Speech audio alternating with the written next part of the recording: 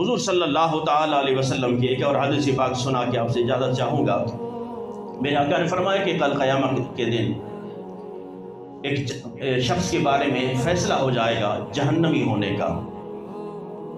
اسے حکم ہوگا، ملائکہ اس کے اوپر مہر لگا کر اس کے تمام چیزیں بند کر کے، کتاب رجسٹر بند کر کے اس پر مہر لگ چکی ہوگی، اسے جہنم لے جایا ہوگا۔ لے جاتے فرشتے لے جا رہے ہوں گے تو اللہ تبارک و تعالی حضرت جبریل علیہ السلام سے فرمائے گا، اے جبریل ذرا ان کے پاس جانا، اس بندے سے پوچھ کے آ، کیا تو دنیا میں کسی عالم سے محبت کرتا تھا؟ کسی عالم سے محبت کرتا تھا؟ تیری دوستی تھی کسی عالم دین سے؟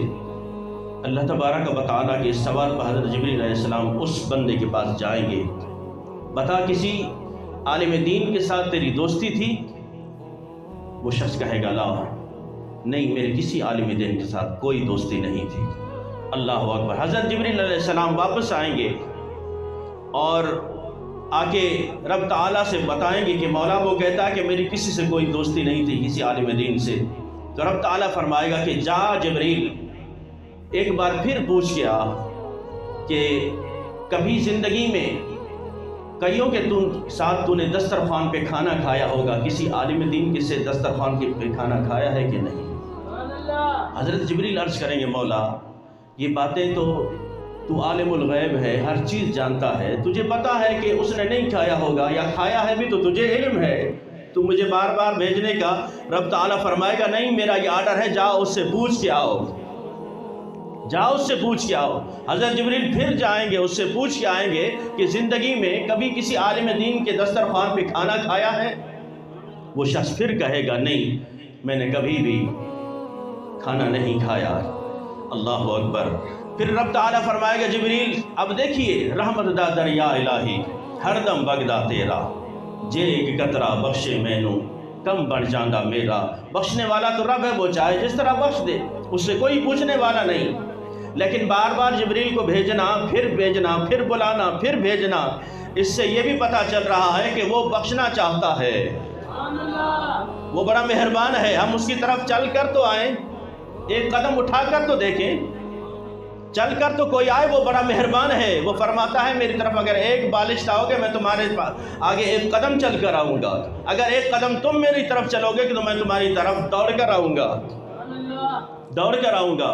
لا تقنطوا من رحمت اللہ، وہ بخشنا چاہتا ہے، وہ بڑا مہربان ہے، کریم ہے۔ رب فرمائے گا اے جبریل ایک بار پھر جا، ایک بار پھر جا، جا اس سے پوچھ کہ میں نے تجھے اولاد جیسی نعمت سے نوازا، میں نے تجھے اولاد جیسی نعمت سے نوازا، کیا تو نے کسی اپنے بیٹے پر کسی عالم کا نام رکھا ہو؟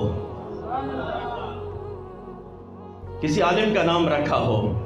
ہمیں صرف ایکٹر یاد آتے ہیں، کرکٹر یاد آتے ہیں، ڈرامے باز یاد آتے ہیں، وہ جو سب سے زیادہ بہت مشہور ہو چھکے لگانے میں ہمیں وہ اچھا لگتا ہے، جو سب سے زیادہ مشہور ہو ڈرامے بازی کرنے میں ہمیں وہ سب سے زیادہ اچھا لگتا ہے، اسی کے نام پہ رکھ لیں گے۔ مولوی کا نام کون رکھتا ہے؟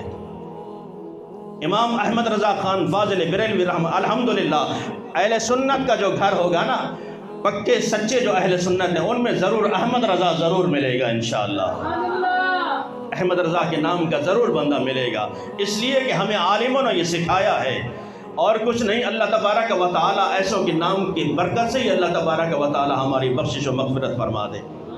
فرمایا جاؤ اس سے پوچھ کے آؤ، اس سے پوچھ کے آؤ کہ میں نے تمہیں اولاد جیسی نعمت سے نوازا، بیٹے نوازے، بیٹے عطا کیے تمہیں، کیا تم نے کسی بیٹے پر کسی عالم کا نام رکھا ہو؟ وہ پھر جبریل پوچھنے آئیں گے، وہ لا کہے گا کہ نہیں میرے کسی بیٹے کے نام پر کسی عالم کا نام بھی نہیں ہے۔ اللہ اکبر۔ جبریل آ کے پھر عرض کریں گے مولا وہ اس کا بھی نفی میں جواب دے رہا ہے۔ اللہ اکبر۔ قربان جاؤں رب تعالیٰ کی رحمت کے، دریائے رحمت کے۔ فرمایا گیا جبریل جانا ایک بار پھر چلا جا۔ مولا اب کیا جا کے پوچھوں، اب کیا جا کے پوچھوں؟ اللہ اکبر۔ اللہ تبارک و تعالیٰ فرمائے گا اے جبریل اب جا کے اس سے پوچھ کیا تیرے دوستوں میں سے کوئی ایک دوست ایسا ہے جس کی دوستی عالم کے ساتھ ہو؟ کہتے ہیں مولوی اگر بخشے گئے تو ہم سارے پھر بخشے ہوئے ہیں۔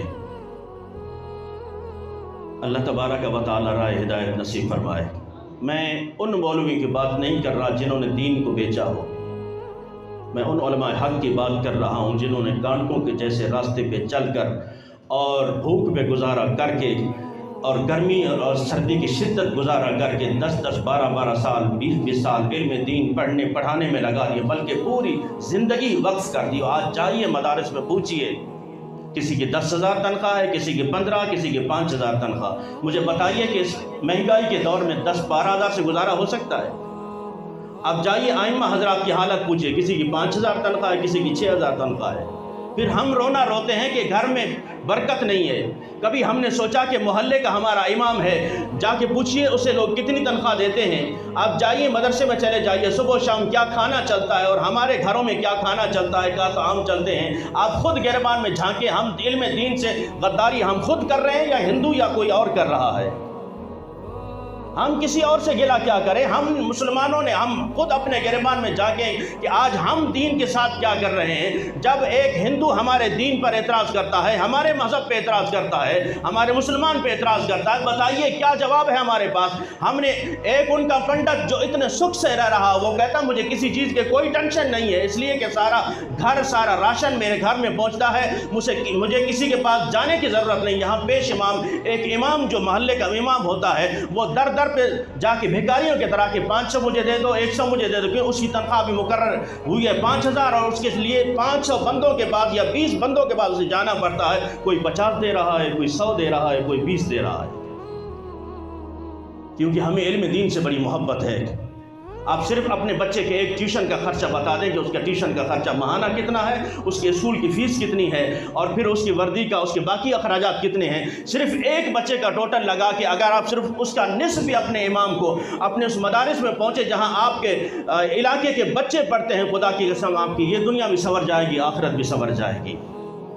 لیکن دھیان اس طرف نہیں ہے، ہمیں علم دین نہیں چاہیے۔ تو میرے رب فرماتا ہے جبریل جا ذرا اس سے پوچھ کے آ، اس کے دوستوں میں سے، یعنی جتنے اس کے دوست ہیں، کوئی ایک دوست ایسا ہے جس کی عالم کے ساتھ محبت ہو، جسے حقیر سمجھ کر بجھا دیا تو نے، جسے حقیر سمجھ کر بجھا دیا تو نے۔ یہی چراغ جلیں گے تو روشنی ہوگی، یہی چراغ جلیں گے تو روشنی ہوگی۔ فانوس بن کے جس کی حفاظت ہوا کرے، وہ شمع کیا بجھے جسے روشن خدا کرے۔ اللہ تبارک و تعالیٰ کے دین کا کام کل بھی جاری تھا، آج بھی جاری ہے، تا قیامت انشاءاللہ جاری رہے گا۔ صلاح عام ہے یاران نقطہ داں کے لیے، اگر آپ نے آخرت کا سفر آسان کرنا چاہتے ہو تو پھر آؤ اس سفر میں مل کر علماء سے محبت بھی کیجئے، ان مدارس سے محبت کیجئے، ان میں رہنے والے طلباء ان کی مدد کیجئے، تاکہ آپ کی یہ دنیا بھی سنور سکے، آخرت بھی سنور سکے۔ اللہ تبارک و تعالیٰ سب کو سلامت رکھے۔ وما علینا الا البلاغ۔